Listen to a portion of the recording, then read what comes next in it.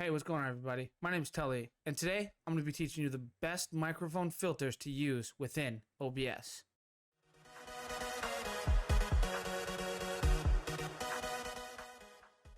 Now, before we get any further into this video, I do want to let you guys know I do go live on Facebook Gaming every Monday, Wednesday, Friday, and Saturday. So if you have any questions, please feel free to stop by and ask them.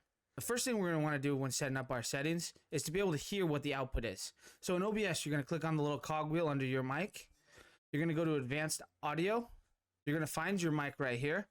And where it says Monitor, you're going to go Monitor and Output. That's going to allow any sound that you put out of your microphone to be able to come back in through your headphones so you know exactly what you sound like.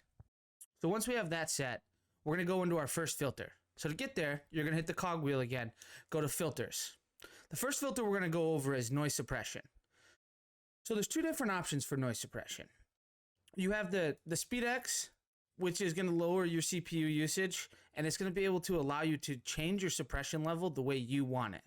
So how you're going to set this is you're going to turn this all the way to 0 dB, and you'll be able to watch your audio recording here.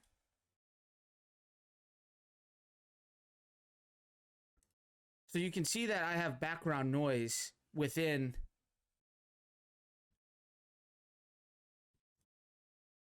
my noise suppression setting. That's set at 0.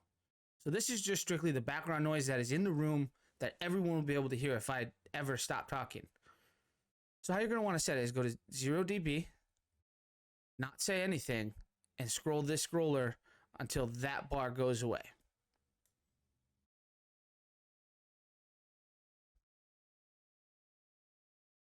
So as you can see from my setting, about 17 dB is fine.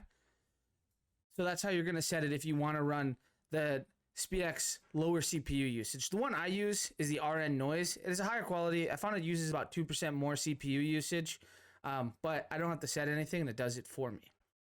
So the next thing we're going to go over is going to be the noise gate. So now before we get into the settings of the noise gate, there is some terminology over here that I think is very important that we need to understand. So the close threshold, the open threshold, the attack time, the hold time, and the release time.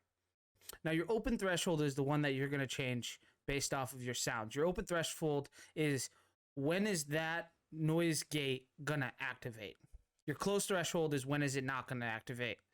Now, when you come down to attack time, hold time, and release time, your attack time is how fast do you want that noise gate to activate.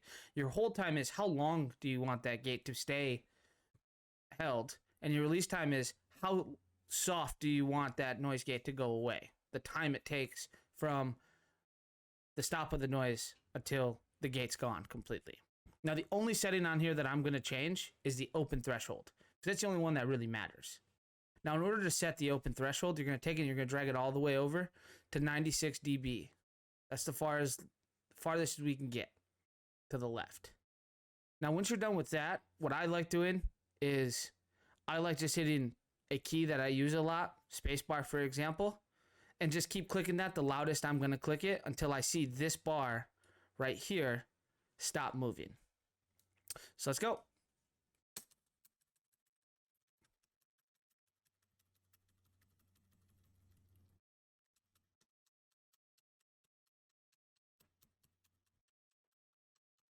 So you can see for me, it was right around 33 dB. Now what I'm going to do with the close threshold is I'm going to bump it about 2 to 3, maybe 4. We'll go 3. Why not? We're going to move it 3 lesser than what it is, and we're not going to touch the attack time, the hold time, or the release time. There's no reason to touch those whatsoever.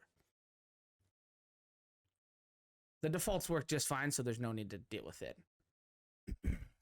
The next thing we're going to get into is the VS2.x plugin. Now, the one I use is Marvel GEQ, and there's literally 1,000 you can use.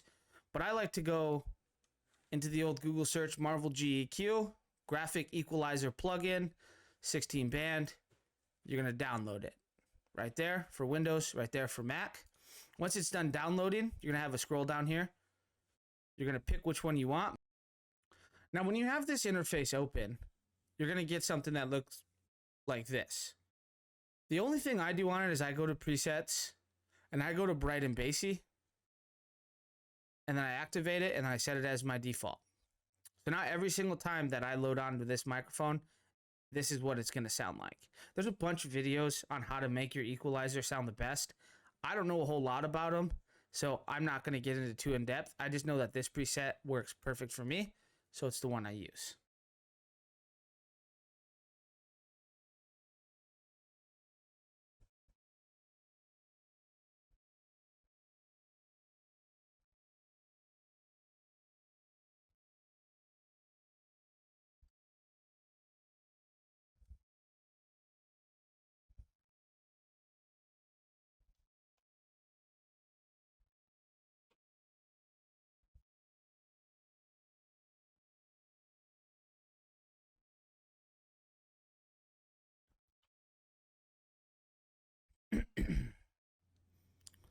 Now, this next setting we're going to get into is going to be your compressor.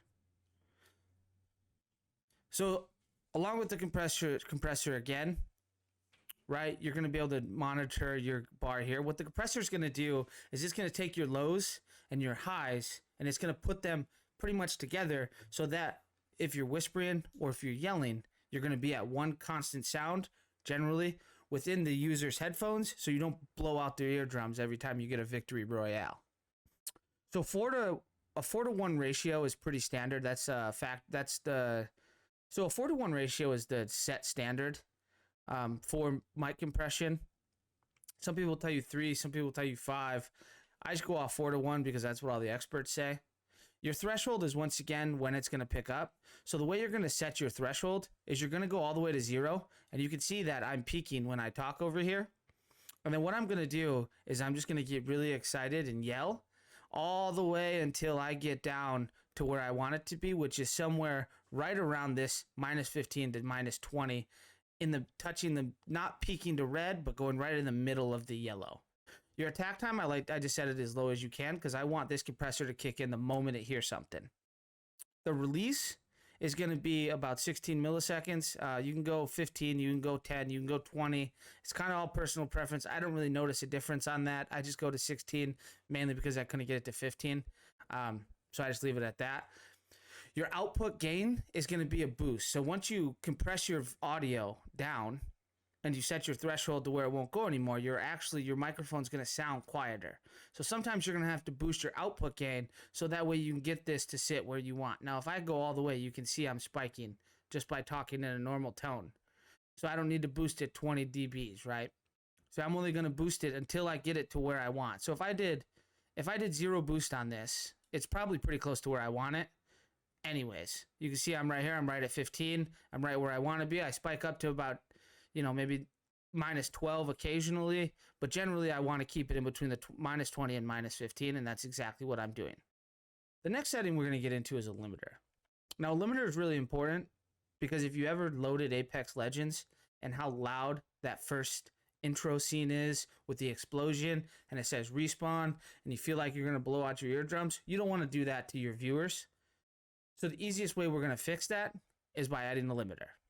Now what you're going to want to do is you're going to want to take your threshold and you're just going to want to set it somewhere to where I know I don't want to go past -10 ever. I never want to touch the red when I'm talking. So I leave mine at -10. That way my limiter is going to stop me every single time right here at the -10. And then my release is going to be 60 milliseconds. The release, once again, I don't think it really matters. You can go to factory settings, which I did. Exactly how it came out. It's going to be good enough. So with all these settings set up, that should be all you need to make your microphone sound the best you can. Well, that's going to be it for today's video. If you guys learned something and you liked the content, please leave a like or a comment and let me know what you want to learn in the future so we can make a video on that. Thank you and have a great night.